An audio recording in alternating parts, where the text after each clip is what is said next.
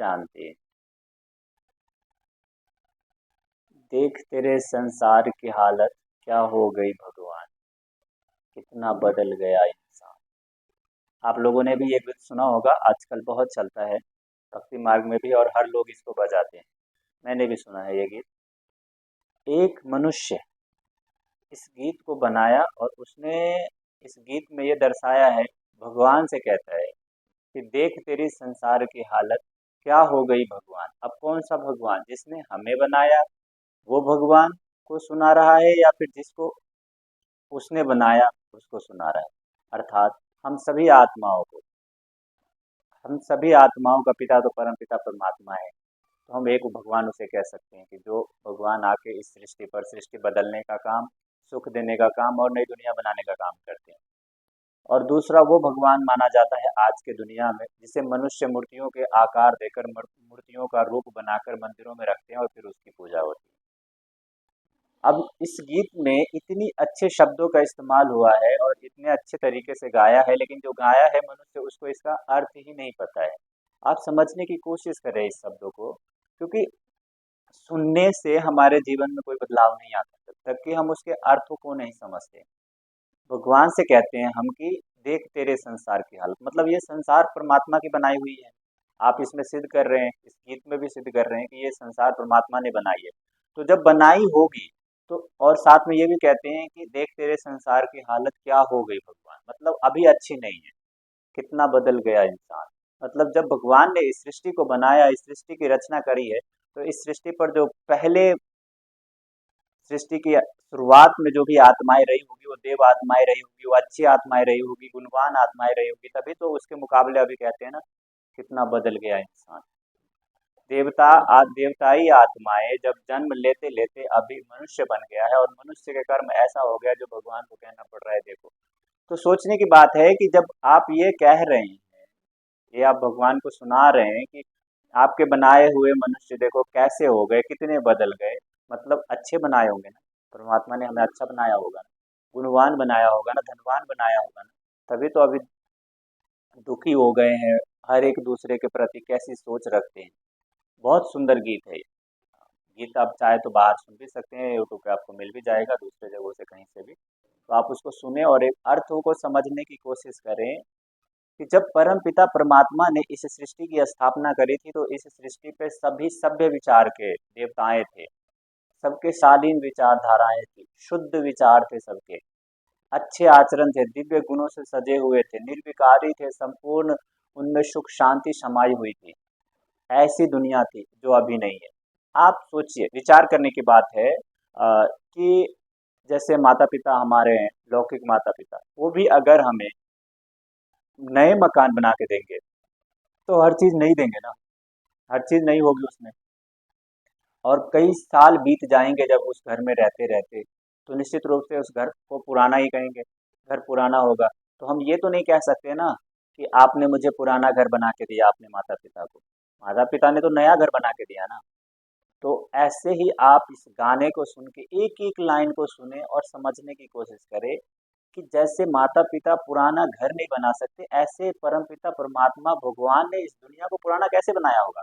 और जो भी सृष्टि की अभी हालत बनी है, इसका जिम्मेवार परमात्मा थोड़ी है।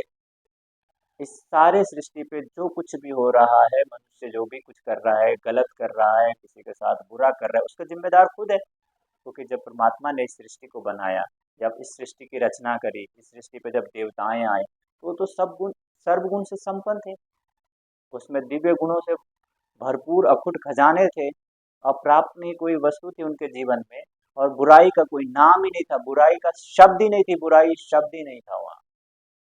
जहाँ पे भगवान को ये बताने की जरूरत नहीं पड़ी, जहाँ पे भगवान के लिए कुछ बनाने की जरूरत नहीं पड़ी कि हम आपके लिए कुछ गाते हैं, कुछ बताते हैं कि आपने मेरे लिए क्या किया, वहाँ भगवान को याद करने की जरूरत ही नहीं, क्योंकि वहाँ पे दुख ही नहीं। कितनी अच्छी लाइनें हैं इस गीत में कि परमात्मा बाप को ही कहते हैं कि आपने जो दुनिया बना के दी थी, हमने उस दुनिया की हालत बहुत बिगाड़ दी है। अब आप आए वापस इस दुनिया को अच्छी दुनिया में परिवर्तन करें, अच्छी दुनिया बनाएं, ताकि हमारी हालत भी अच्छी हो, हमारे जीवन में सुख शांति भी हो और हम अच्छे से जीवन गुजार सके। सच कहें आप, बहुत कुछ देखते होंगे मोबाइलों पे, टीवियों पे, सुनते भी होंगे कि संसार की क्या हालत हुई पड़ी। आप हर रोज न्यूज़ सुनते होंगे, हम भी सुनते हैं, हम तो चलो यहाँ रहते हैं, पर आप तो दुनिया के हर एक खबर से वाकिफ होते हैं, जानकार होते हैं। आप सोच के देखिए एक पल के लिए कि क्या परमात्मा ने ऐसी दुनिया बनाई जहाँ पे एक दूसरे को दुख देते हैं लोग? और अगर परमात्मा ने दुनिया सुख की बनाई तो कैसे फिर से बनेगी?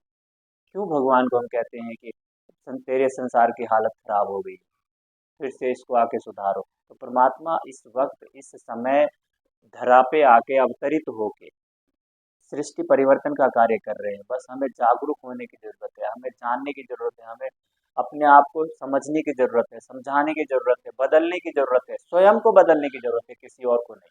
हर एक मनुष्य आत्माएँ इस सृष्टि पर जब स्वयं को बदल ले, तो सृष्टि बदल जाएगी। हर मनुष्य आत्माओं के एक दूसरे के प्रति विचारधाराएँ बदल जाएगी, एक दूसरे के लिए कंप्लेन बदल जाएगा, एक दूसरे के लिए नफ़रत बदल जाएगी, प्यार में सब कुछ बदल जाएगा। इसके लिए परमात्मा स्वयं इस सृष्टि पर आकर अभी वर्तमान समय ये कार्य को पूरा करने में लगे हुए हैं। आप समझें इस बात को। ज्ञान बहुत है दुनिया में, बहुत सारी ज्ञान है, आपके जीवन में भी बहुत ज्ञान होगा, फिर भी आप यही गीत गाते हैं कि कितना बदल गया इंसान। इंसान तो उस पांच तत्वों के शरीर को कहते हैं। एक्ट, पार्ट और कर्म, ये सारी आत्मा करती है इस आत्म शरीर के द्वारा। तो विचार करने की बात है कि जो आत्मा ये गा रही है, जो आत्मा ये फील कर रही है, जो आत्मा ये देख रही है, ये सब आत्मा अपने पिता परमात्मा को कह रही है। ये भी बातें समझने की है कि मंदिर के सामने मंदिर में जाकर मूर्ति के सामने यही बात हम दोहराते हैं, देख तेरी संसार की हालत। आखिर उस मूर्ति को तो आपने बनाया, मनुष्य ने बनाया ना। लेकिन जो शब्द हम कहते हैं वो परमपिता परमात्मा के लिए कहते हैं, क्योंकि सृष्टि का रचना परमात्मा करते हैं। जो परमपिता परमात्मा शिव हम सब आत्माओं का पिता है, वो उनसे हम ये बातें कहते हैं, क्योंकि उन्होंने हमें नई दुनिया दी थी और नई दुनिया में भेजी थी, जहाँ पे हम सुख, शांति, समृद्धि, अपार की हर चीज, परमात्मा की बनाई हुई चीज, कभी किसी चीज से कमी होती ही नहीं है। मनुष्य ने इस हालत को बनाया है, इसका जिम्मेदार मनुष्य है, इसका हर चीज का जिम्मेदार हम स्वयं है। ये बातें समझने की है। पर इंसान दुखी क्यों होता है? इसी बात पे ये जो गीत बनाया है, इसमें जो दिखाया है कि सूरज न बदला, चांद न बदला, ना बदला आसमान। आप सोचिए, सूरज भी वही है, चांद भी वही है और आसमान भी वही है, लेकिन उस छत के नीचे हम कितने बदल गए? परमात्मा ने तो नहीं सिखाया ना। हमारे अंदर इतनी बुराइयां कैसे आ गई? अगर बदलना होता तो सूरज की जगह चांद होती और चांद की जगह सूरज, पर ऐसा नहीं। प्रकृति का नियम है कि जो चीजें जैसी है वैसी है। लेकिन सबसे ज्यादा अगर परिवर्तन आता है तो मनुष्य आत्माओं में आता है। मनुष्य आत्मा ही भगवान को याद करती है, मंदिर बनाती है, मूर्ति बनाती है और जाके पूजा पाठ करते हैं। मनुष्य आत्माएं करते हैं। मनुष्य आत्माओं को सुख चाहिए, शांति चाहिए, प्रेम चाहिए, धन चाहिए, संपत्ति चाहिए, ऐशो आराम चाहिए, मनुष्य आत्माओं को चाहिए। तो जब आप इन चीजों के हकदार बनते हो तो कर्मों के हकदार भी आप खुद ही बनेंगे, हम खुद ही बनेंगे। जो हम कर्म करेंगे उसकी सजाएं हमें ही खुद ही मिलेगी। परमात्मा ने जब इस सृष्टि को बनाया तो एक पल के लिए आप सोचे, इस गीत में ही सब कुछ लिखा हुआ है। कितना बदल गया इंसान, देख तेरे संसार की हालत। अर्थात जब परमात्मा ने ये संसार बनाया, जब सृष्टि की रचना करी, तो निश्चित रूप से ये सृष्टि ऐसी नहीं थी। सोचने की बात, तभी तो हम ये गीत गा के उनको बता रहे हैं ना। तो एक बार कभी भी हम आप सबसे रिक्वेस्ट करते हैं कि कभी भी अपने आप को ना कुछ पल के लिए इन संसारिक बातों से, दुनियावी बातों से, पारिवारिक बातों से कुछ पल के लिए निकाल अपने लिए कहीं एकांत में बैठ विचार करे। सब कुछ भुला के, नफरत भुला के, अगर किसी के लिए है भी तो, दुश्मनी भुला के है भी तो, नहीं है तो अच्छी बात है। एक जगह कहीं बैठे और अपने आप से बातें करें कि अगर मैं दुखी हूँ तो इसका वजह कौन है? मैं अगर अशांत हूँ तो इसका जिम्मेदार कौन है? और मैं कौन हूँ? क्योंकि आप सबको पता है, हम सबको पता है कि ये शरीर छूट जाता है, शरीर मर जाता है, शरीर का अंतिम संस्कार शमशान घाट में ही होता है। और अगर मैं शरीर हूँ तो फिर शरीर को जलाते समय दर्द होनी चाहिए, चिल्लाना चाहिए कि मुझे मत जलाओ। पर ऐसा नहीं होता। इसलिए विचार करें, ये बहुत महत्वपूर्ण पॉइंट बातें हैं, बहुत ही विशेष बातें हैं।